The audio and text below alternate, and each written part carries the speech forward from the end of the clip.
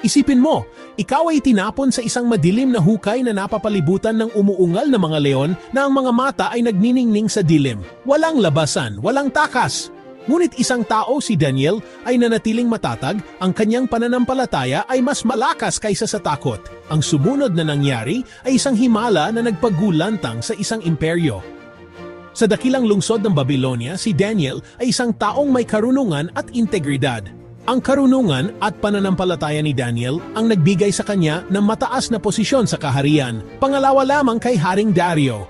Daniel, ang iyong payo ay napakahalaga. Higit kitang pinagkatiwalaan kaysa sa iba sa aking korte. Ngunit ang tagumpay ni Daniel ay nagdulot ng inggit sa iba. Nagplano sila laban sa kanya. Alam nilang hindi matitinag ang kanyang pananampalataya. Kailangan nating humanap ng paraan para sirain ang reputasyon ni Daniel. Ang kanyang debosyon sa kanyang Diyos ang tanging kahinaan niya. May ideya ko. Gamitin natin ang ego ng hari laban kay Daniel. Kamahalan, gumawa tayo ng utos. Sa loob ng 30 araw, sinumang manaalangin sa sinumang Diyos o tao maliban sa iyo ay itatapon sa yungib ng mga leon. Mangyari yan. Ang batas ng Media at Persia ay hindi maaring baguhin.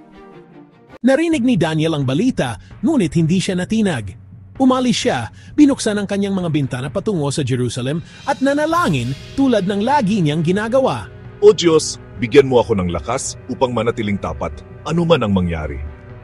Aha, nahuli natin si Daniel na lumalabag sa batas. Ngayon, kailangan niyang harapin ang mga kahihinatnan. Nagmadali ang mga opisyal sa hari, sabik na makita si Daniel na parusahan. Daniel, naway ligtas ka ng iyong Diyos na patuloy mong pinaglilingkuran. Pagdating ng umaga, nagmadali ang hari sa yungib ng mga leon, umaasa laban sa pag-asa. Daniel, lingkod ng Diyos na buhay, nagawa ba ng iyong Diyos na iligtas ka mula sa mga leon? O hari, mabuhay ka magpakailanman. Nagpadala ang aking Diyos ng kanyang anghel at isinara niya ang bibig ng mga leon. Hindi nila ako sinaktan. Tuwang-tuwa, ipinaangat ng hari si Daniel mula sa yungib. Walang galos na natagpuan sa kanya dahil nagtiwala siya sa kanyang Diyos. Ang kagalakan ng hari ay mabilis na naging galit sa mga nagplano laban kay Daniel. Hayaan ninyong harapin ng mga nag-akusa kay Daniel ang kapalaran na kanilang binalak para sa kanya. Ipinag-utos ko na sa bawat bahagi ng aking kaharian ay dapat matakot at magbigay galang ang mga tao sa Diyos ni Daniel. Pagkatapos ay gumawa ang hari ng bagong utos na kinikilala ang kapangyarihan ng Diyos ni Daniel. Sapagkat siya ang Diyos na buhay at siya ay nananatili magpakailanman. Ang kanyang kaharian ay hindi mawawasak, ang kanyang kapangyarihan ay hindi magwakas. Ang pananampalataya ni Daniel ay hindi lamang nagligtas sa kanya, kundi nagpabago rin sa buong kaharian. Ang kanyang tapang at pagtitiwala sa Diyos ay nagsisilbing halimbawa sa ating lahat.